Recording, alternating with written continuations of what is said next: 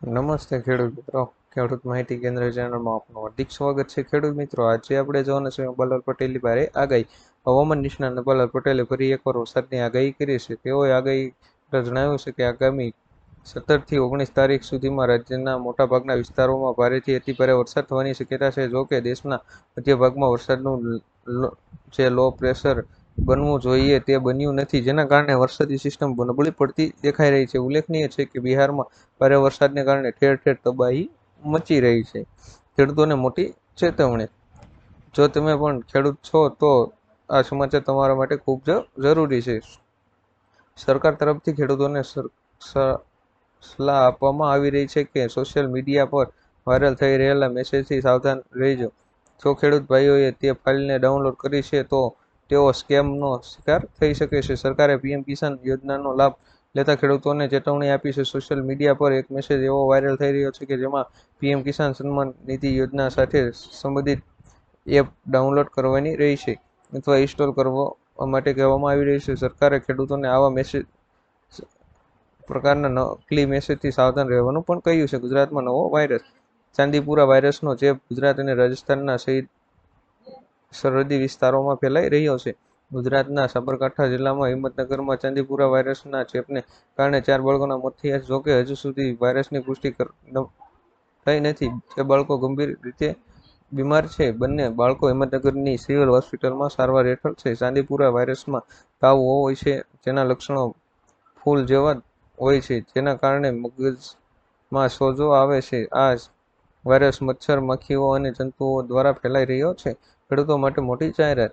દેશની મોદી સરકારે ખેડૂતો માટે મોટી જાહેરાત કરી છે. સરકાર ખરીફ વાવણી નિમિત્તે ખેડૂતોને ખાતર પર મોટી સબસિડી આપશે. ગુરુવારે કેબિનેટની બેઠકમાં 24,420 કરોડ રૂપિયાની બજેટને મંજૂરી આપી દીધી છે.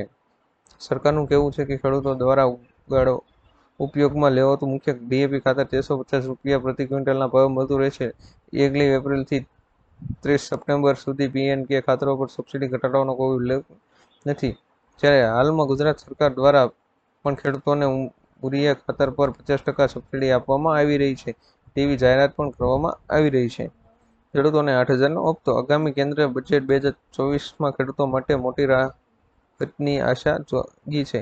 સૂત્રોના જણાવ્યા અનુસાર સરકાર પીએમ કિસાન સન્માન નિધિ યોજના હેઠળ ખેડૂતોને મળતી વાર્ષિક સહાય રકમ 6,000 રૂપિયા વધારીને 8,000 રૂપિયા કરવામાં વિચારી રહી છે. આ માટે બજેટમાં ફાળવણી 30% વધારી છે. 80,000 કરોડ રૂપિયા કરવામાં આવી છે. જૂનમાં યોજાયેલી પૂર્વ બજેટ બેઠકોમાં ખેડૂત સંગઠનો નાણાપ્રધાન નિર્મલા સીતારમણે આ માંગણી મૂકી હતી. કિસાન યુનિયનના બદ્રીનારાયણ ચૌધરીએ જણાવ્યું કે સરકારને આ સહાય રકમ વધારવા વિનંતી કરવામાં આવી રહી છે. સરકાર રાશન કાર્ડ ધારકોને મળશે આટલા લાભ.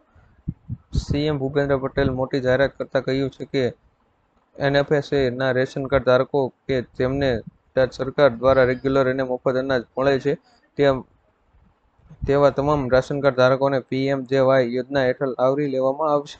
એટલે કે તેવા તમામ રેશન કાર્ડ ધારકોને આયુષ્માન કાર્ડ કાઢી આપવામાં આવશે. ગુજરાતની સરકારી અને ખાનગી હોસ્પિટલમાં આયુષ્માન કાર્ડ હેઠળ 3.10 લાખ સુધીની સારવારના મૂલ્ય આપવામાં આવે છે. તો ગુજરાતના જે વ્યક્તિ મફત અનાજ અને ગુજરાત સરકારનું અનાજ મળશે તેવા દરેક વ્યક્તિને હવે આયુષ્માન કાર્ડ કાઢી આપવામાં આવશે. આધાર કાર્ડ ઉપર મળશે લોન. પ્રધાનમંત્રી સ્વનિધિ યોજના હવે ડિસેમ્બર 2024 સુધી લંબાવવામાં આવી છે. અગાઉ તેની છેલ્લી તારીખ 31 માર્ચ 2023 હતી. આ યોજના હેઠળ નાના અને વેપારીઓ અને ટ્રસ્ટી વંશને લોન આપવામાં આવે છે. નાણાં મંત્રાલયે ટ્વીટ પર માહિતી આપી છે કે જો કોઈ શહેર વિક્રેતા, મજૂર અને કોઈ અન્ય નાગરિક કે કરિયાણા, રેડીમેડ અથવા તો ફળની દુકાન ખોલવા માંગે છે તો તેવા વ્યક્તિઓને આ યોજના હેઠળ લોનની રકમ આપવામાં આવે છે. જો તમે આ લોનનો લાભ લેવા માંગતા હોવ તો તમારે દસ્તાવેજ સાથે અરજી કરવી પડશે.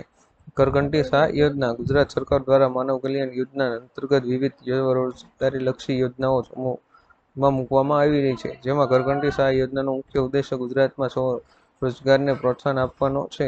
આ યોજના હેઠળ સરકાર લાભાર્થીઓને ઘરઘંટી ખરીદવા માટે 15,000 રૂપિયાની આર્થિક સહાય પૂરી પાડે છે. આનાથી લાભાર્થીઓ પોતાના ઘરે જ લોટ બનાવી તેને વેચીને આવક મેળવી શકે છે અને આત્મનિર્ભર બની શકે છે. જ્યારે આ યોજનાનો લાભ લેવા માટે તમારે ઓનલાઈન ફોર્મ ભરવાનું રહે છે. આજના સૌથી મોટા ખેડૂત સમાચાર. અમરેલી જિલ્લામાં માર્કેટયાર્ડમાં કપાસની આવકમાં વધારો જોવા મળી રહ્યો છે. માર્કેટયાર્ડમાં કપાસના ભાવમાં ₹30નો વધારો નોંધાયો છે. અમરેલી જિલ્લામાં મોટાભાગના ખેડૂતો દ્વારા કપાસ, મગફળી, સોયાબીન, ઘઉં, ચણા તેમજ સફેદ તલ અને કાળા તલનું વાવેતર કરવામાં આવ્યું છે. અમરેલી યાર્ડમાં મોટી મગફળીની ₹1201 ભાવ રહ્યો હતો અને અમરેલી માર્કેટયાર્ડમાં કપાસનો ₹900 લઈને ₹1572 સુધીના નોંધાયા હતા. આજે કપાસની 392 ક્વિન્ટલ આવક નોંધાઈ હતી. રાશન કાર્ડ ધારકોને આટલી વસ્તુ મફત. જો તમે પણ પ્રધાનમંત્રી ગરીબ કલ્યાણ યોજનાનો લાભ લઈ રહ્યા છો તો હવે તમને 35 કિલો અનાજ મળશે. મોદી સરકાર નવા વર્ષમાં આ મોટો નિર્ણય લીધો હતો અને તે માટે તમામ રાજ્યોને દિશા નિર્દેશ પણ આપી દેવાયા છે. આવતી 1 તારીખથી